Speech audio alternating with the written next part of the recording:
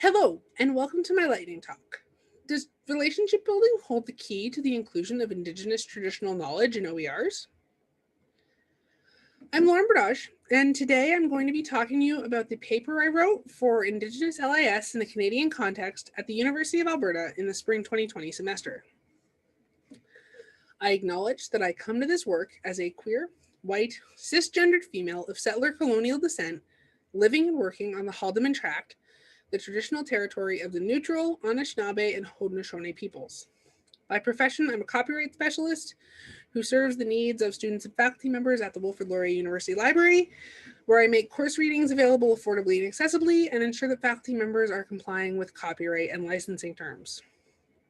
In addition, I have an educational background in both pedagogy and the cultural study of religions, including the traditions of Canada's Indigenous peoples. This paper combined my professional experience and my educational background to explore whether or not Indigenous traditional knowledge, TK, can be included in open educational resources, OERs.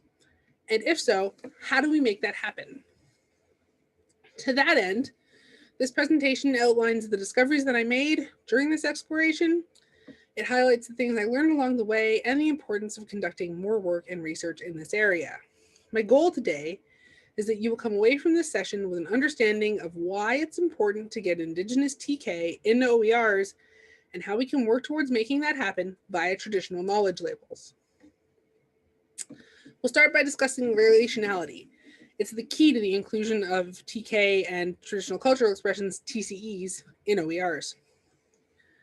So relationality is the concept that we are all related to one another, to the natural environment, and to the spiritual world.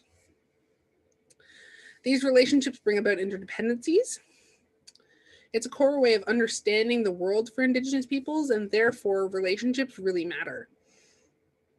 As an example of relationality in regards to TK and OERs, Carrie Billy, the president of the American Indian Higher Education Consortium, also known as AHEC, spoke during the opening Textbook Network Summit over the summer.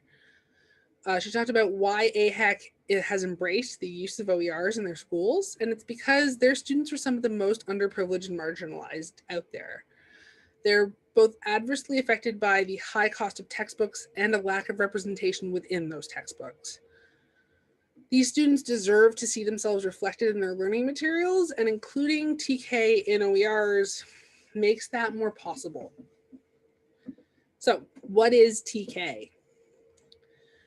TK isn't just Indigenous content related to Indigenous histories and sociocultural experiences.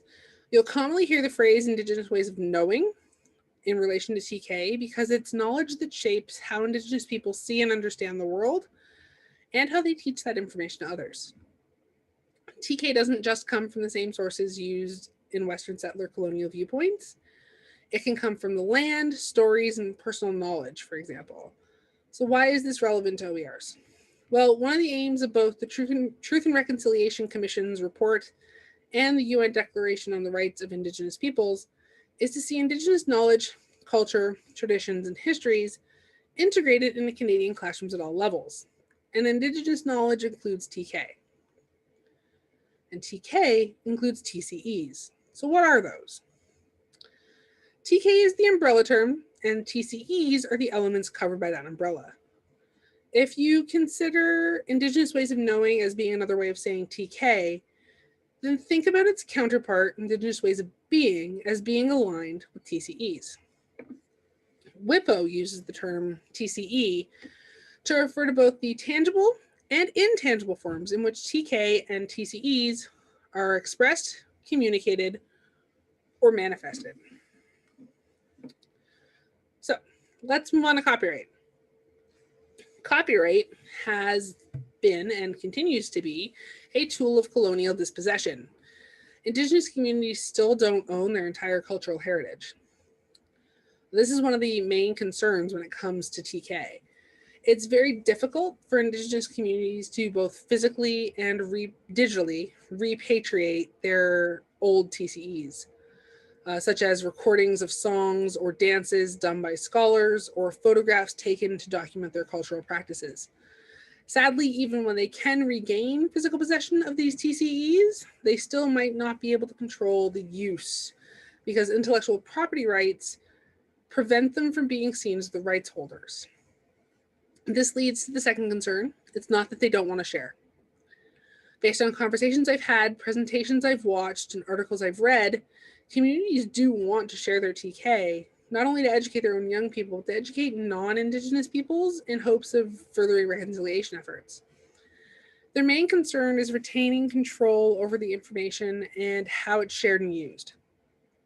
Protecting TCEs and TK, it's a sensitive topic because TK not only comprises a substantial element of Indigenous people's right to cultural self-determination, but also of their economic and social development.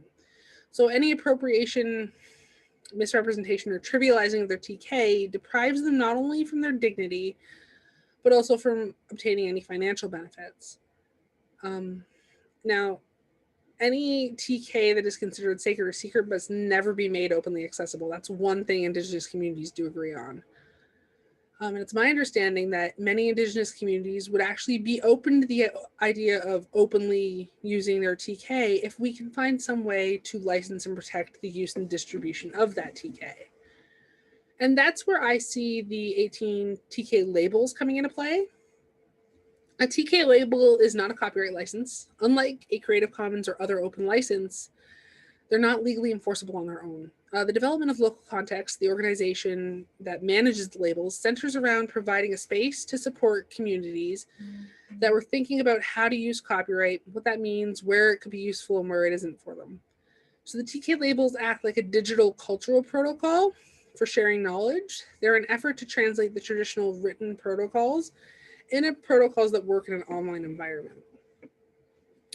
So the goal of the labels is to return the control of Indigenous knowledge to Indigenous communities. And that's where relationships become key. Relationships are one of the foundational elements behind the labels. The labels are designed to only be applied by Indigenous communities, and therefore any researchers or faculty members who want to use a community's TK need to form a relationship with that community to build and then apply the applicable labels. Jane Anderson, the co-director of Local Context, explains on multiple occasions that the labels are specifically designed to be usable with Creative Commons licenses. And she and I have been having this conversation as I build this presentation, where she's been telling me about the current effort by faculty members and communities to use the labels in conjunction with the Creative Commons licenses to develop college and university curriculums that include TK. So now that you have all the pieces, what's next? When I put the pieces together, the picture they paint to me is clear.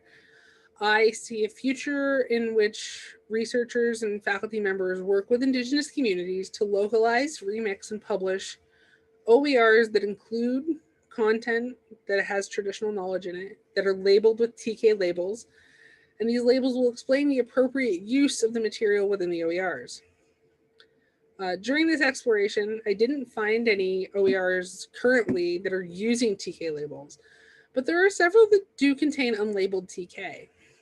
In preparing for this talk, I was sent a copy of a report titled Community First, Open Practices in Indigenous Knowledge by 2020 eCampus Ontario Open Education Fellow Krista McCracken and co-authored by Skyly Storm Hogan, which contains a survey of all the OERs they could find that contains TK.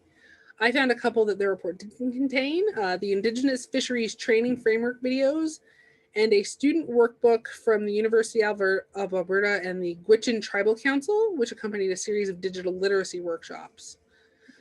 That even included a statement acknowledging the rights of the Indigenous community as the owners of the knowledge. So I was thrilled to find this report because it really reached similar conclusions to my paper. It validated a notion that I had that in order to use traditional knowledge labels with Creative Commons licenses, that you'd probably want to use a no derivatives clause. That goes against our Western-centric idea of the 5 R's of what it means to be open, but it's a notion that McCracken and Hogan agree with, and they've had it backed by elders. So at the end of the day, to me, what this says is there is value in the idea of pairing TK labels with Creative Commons licenses through relationships with Indigenous communities to get TK into OERs. It won't be easy and it will take work, but I think it's work we should be doing, and I plan to continue exploring this path. So thank you. for coming to my lightning talk, and I hope you really got something out of it. We're at the end now, so thank you.